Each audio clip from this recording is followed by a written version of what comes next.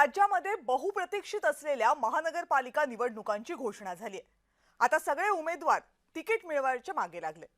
त्यांना नगरसेवक व्हायचे आहे, त्यांना महापौर व्हायचे आहे। पण त्यांचा प्रश्न काय आहे? त्यांचा प्रश्न असा आहे की तिकीट नक्की मागायचं कुणाकडे? 2019 नंतर राज्यात कोण कुणासोबत जाणार याचा अंदाजच लागत नव्हता। आता कोण कुणासोबत लढणार याचा अंदाज येत नाहीये आणि काय होणार याच्या पुढे हे निश्चित माहित नाहीये। मतदानाला बरोबर 1 महिना शिल्लक आहे आणि हा घोळ संपता संपत नाहीये। किमान महायुतीमध्ये या गोंधळावर चर्चा तरी सुरू झालेल्या आहेत। महापौर हा महायुतीचाच असेल असं महायुतीचे नेते किमान माध्यमांच्या कॅमेऱ्यासमोर तरी बोलतायत। पण महाविकास आघाडीचं काय? तिथं तेही नाही। महापालिकेमध्ये महाविकास आघाडी असणार की नाही याचा कुणालाही सध्या पत्ता नाहीये। जुलै महिन्यामध्ये उद्धव ठाकरे यांनी राज ठाकरेंचा हात हातात घेतला तेव्हापासून उघडपणे आघाडीतली बिघाडी सुरू झाली।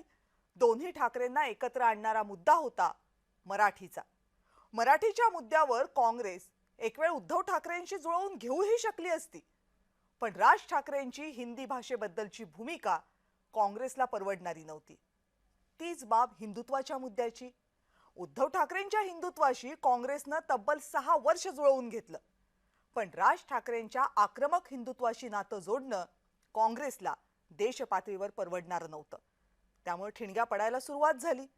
पण तरीही काँग्रेसला स्पष्टपणे आपली भूमिका घेता आली नाही, कारण उद्धव आणि राज ठाकरे यांनी आपलं राजकीय एकत्रीकरण अधिकृतपणे जाहीरच केलं नाही। शिवाय यामध्ये काँग्रेसच्या अंतर्गत कुरबुरींचाही मुद्दा होता, कारण काँग्रेसच्या काही नेत्यांना राज ठाकरे सोबत हवे आहेत तर काहींना राज ठाकरे अजिबात सोबत नको आहेत।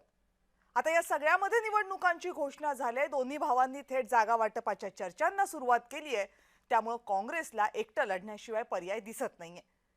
पण या सगळ्यामध्ये तिसरा पार्टनर शरद पवारांची राष्ट्रवादी काँग्रेस ती कुठे आहे? तो पक्ष तर या सगळ्यामध्ये जणू फक्त मार्गदर्शकाच्याच भूमिकेत आहे। महाविकास आघाडी कॉमन मिनिमम प्रोग्राम असं काहीतरी घेऊन जन्माला आली, पण आता महापालिका निवडणुकांना सामोरं जाताना त्यांच्याकडे प्रोग्राम सोडा पण एक कॉमन मुद्दा तरी आहे का हा कळीचा प्रश्न आहे।